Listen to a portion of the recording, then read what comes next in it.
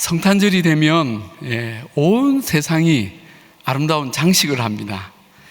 우리 교회도 이렇게 아름다운 크리스마스 트리를 장식했는데 아마 여러분의 집에도 했을 것이고 또 백화점에도 거리에도 이런 아름다운 장식들이 있습니다. 혹시 우리 집에 크리스마스 장식을 했다 그런 분 손 한번 들어 주십시오. 역시 어린이들이 제일 먼저 손을 드네요. 여러분, 이 크리스마스 장식에서 절대 빼놓을 수 없는 것이 뭘까요? 뭐죠? 어떤 분은 별이라고도 하고, 반짝이는 불빛이라고도 할 수 있습니다. 크리스마스 장식에서 만약에 이 반짝이는 불빛이 없으면 그 장식의 아름다움은 거의 사라집니다. 그냥 나무예요. 그죠? 옛날에 전기가 없던 시절에는 전구 대신 촛불을 사용했습니다. 특히 교회에서는 성탄절을 기다리는 대림절 4주 동안 4개의 초를 강단에 장식을 하고 첫 주에 1개, 두 번째 주에 2개 이렇게 매주 하나씩 촛불을 더해가면서 강단을 밝히다가 성탄절 당일에는 이렇게 큰 초를 더해서 밝혔습니다. 우리 교단에서는 이 대림초를 장식하는 곳이 거의 없지만 이해를 돕기 위해서 오늘 큰 초 하나를 준비해 왔습니다. 제가 우리 어린이들을 위해서 한 가지 마술을 보여주겠습니다.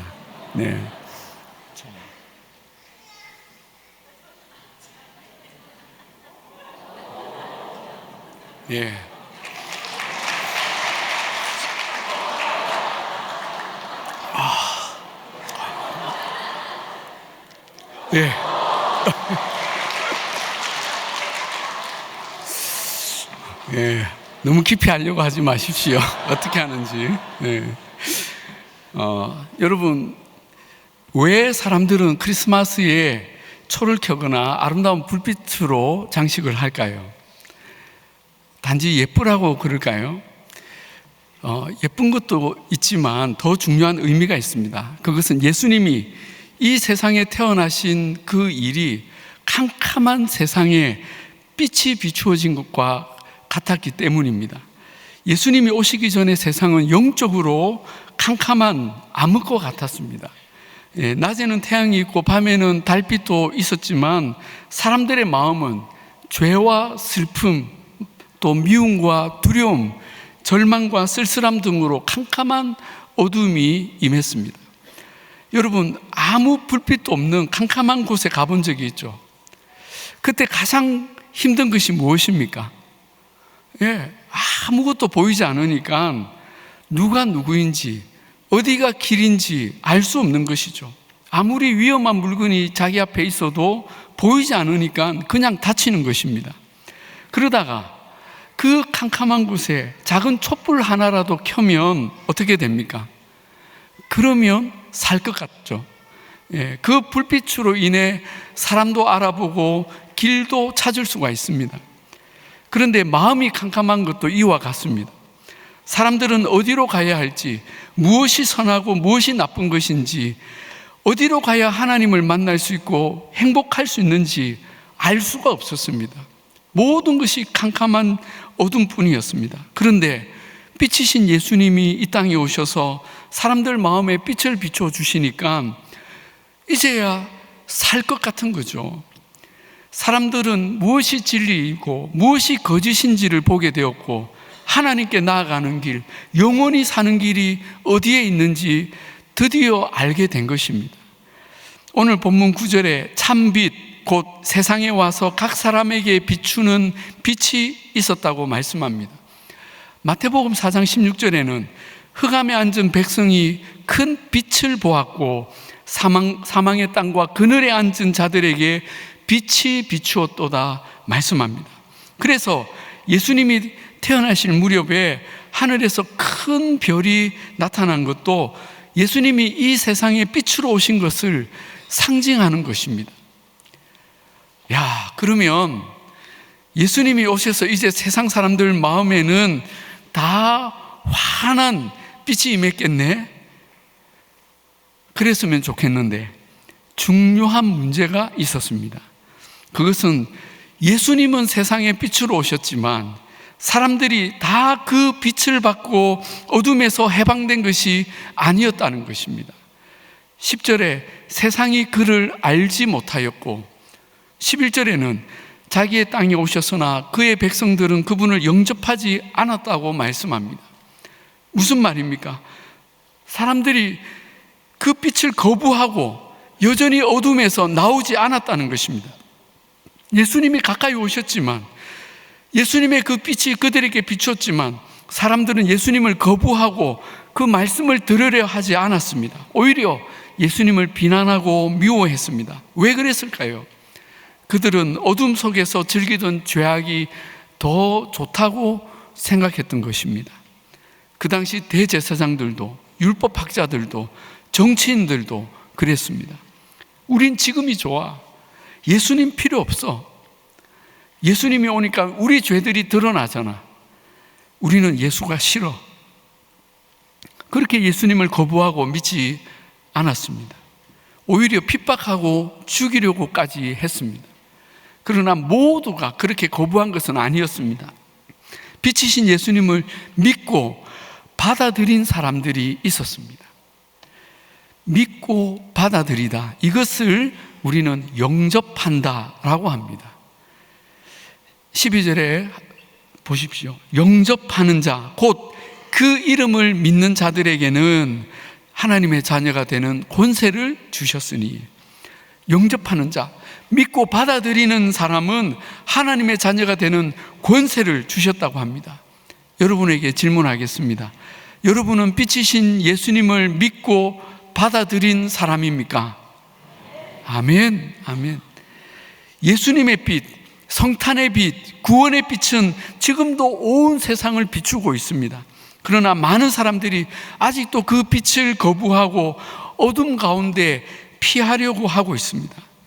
하지만 누구든지 빛이신 예수님을 믿고 영접하면 하나님의 자녀가 되는 놀라운 인생을 살게 된다고 말씀합니다.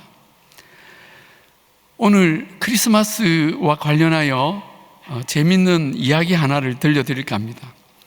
영국의 글래드스톤이라는 작은 마을에 오래전부터 내려오는 한 가지 믿음이 있었습니다. 그것은 하나님께서 이 마을에 아주 가끔 천사를 보내셔서 사람들의 소원을 들어준다는 것이었습니다. 그런데 아쉬운 것은 이 천사가 25년마다 딱 한 번 성탄절에 오는데, 그것도 딱 한 집, 양초를 만드는 헤딩턴 가문의 집에 방문하여서 딱 한 개의 양초만 만지고 간다는 것입니다. 이렇게.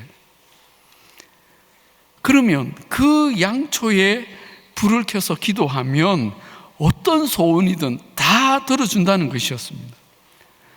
어느덧 25년째 성탄절이 다가오고 있었습니다.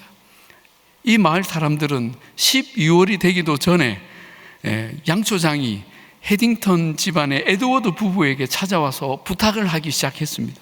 이보게, 이번에는 꼭 그 양초를 나에게 주게 하면서 자기의 딱한 사정을 이야기하는 것입니다. 그렇게 모두가 다 딱한 사정이 있었습니다. 마음씨 착한 양초장이 부부는 아무에게도 거절을 못하고, 예, 그렇게 하죠. 그렇게 했지만 그 양초를 누구에게 줘야 할지 정말 고민이 되었습니다. 드디어 대림절의 어느 깊은 밤, 천사가 나타나서 그 양초 하나를 만지고 갔습니다. 그런데 이 에드워드가 그 양초를 잡으려는 순간, 그 천사를 본 후에 너무 다리가 풀려가지고 양초를 잡는 순간 넘어져 버리고 말았습니다. 그 바람에 그 선반 위에 있던 양초들이 전부 바닥에 쏟아져 버린 것입니다. 다 똑같이 생겨서 어느 것이 그 천사가 만진 양초인지 알 길이 도무지 없었습니다. 전부 쏟아져 버려서 뭐가 뭔지 알 수 없는 거예요. 그런데 이 사실을 모르는 마을 사람들이 이제 성탄 전날 밤에 하나씩 찾아오는 것입니다. 그들은 하나같이 자기들의 딱한 사정을 말하며 그 양초를 달라고 했습니다. 이 양초장이 부부는 양초를 하나씩 꺼내주면서 이렇게 말했습니다. 이 양초가 그 양초입니다. 그런데 절대 아무에게도 말하지 마시고 당신만 알고 기도하십시오. 부부는 이렇게 찾아오는 모든 사람에게 양초를 하나씩 다 나눠줬습니다. 그런데 이 부부는 그럴수록 마음이 무거워져 갔습니다. 이제 사실이 드러나면 한 사람 제외하고 모든 마을 사람들이 자기에게 가짜 양초를 팔았다고 돌을 던질 것이 뻔했습니다. 그러면 자기 가문도 이제 수치를 당하고 이 마을에는 지금까지 평화로웠는데 큰 혼란이 닥칠 것이 뻔했습니다. 그날 밤늦게까지 동네 사람들에게 초를 다 나눠주고 이제 마지막 초 하나가 남았습니다. 에드워드 부부는 그 남은 초 하나에 불을 켜고 자기들도 소원을 빌었습니다. 그리고 다음 날 성탄절이 되었습니다. 부부는 예배를 드리러 교회를 가면서 그 마음이 어땠겠습니까? 정말 이제 죽을 것 같았죠. 누군가 한 사람은 기적을 체험했겠지만 나머지 마을 사람들은 다 자기를 속였다고 사기꾼이라고 욕을 할 것 같았습니다. 그렇게 마음을 졸여가며 예배를 드리고 있는데 하필이면 목사님께서 설교 시간에 그 기적의 양초를 언급하면서 혹시 그 양초를 켜서 기도하고 응답받은 분이 있습니까? 있으면 나와서 간증을 해 주십시오 라고 말하는 것이었습니다. 그 순간 이 에드워드 부부는 두 눈을 질끈 감았습니다. 이제 우리도 끝이구나. 이제 우리는 죽었구나. 그런데 아니나 다를까 온 교회가 술렁이기 시작했습니다. 이 부부는 지금 마을 사람들이 다 화가 나서 웅성거린다고 생각했습니다. 그런데 이게 웬일입니까?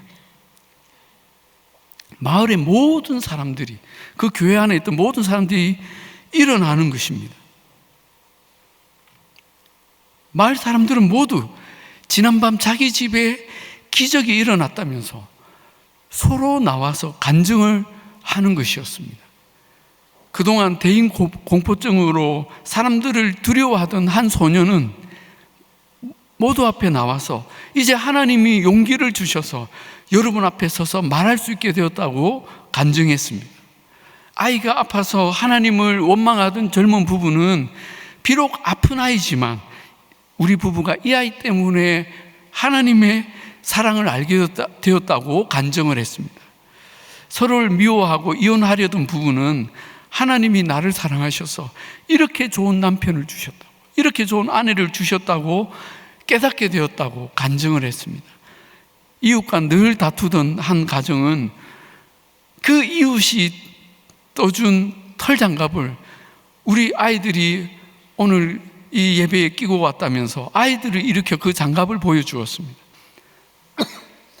그렇게 그해 성탄절에 그 마을의 모든 사람들은 그 기적을 경험했다고 간증을 했습니다. 여러분, 어떻게 이런 일이 가능했을까요? 어떻게 이 마을에 이런 일이 일어난 겁니까? 그것은 마을 사람들 모두가 자기 양초를 그 천사가 만진 양초라고 굳게 믿었기 때문입니다. 그래서 자기 기도는 반드시 응답을 받을 것이라는 그 믿음이 작동을 한 것입니다. 마가복음 11장에 무엇이든지 기도하고 구하는 것은 받은 줄로 믿으라. 그리하면 너희에게 그대로 되리라. 우리 예수님이 분명히 말씀하셨습니다.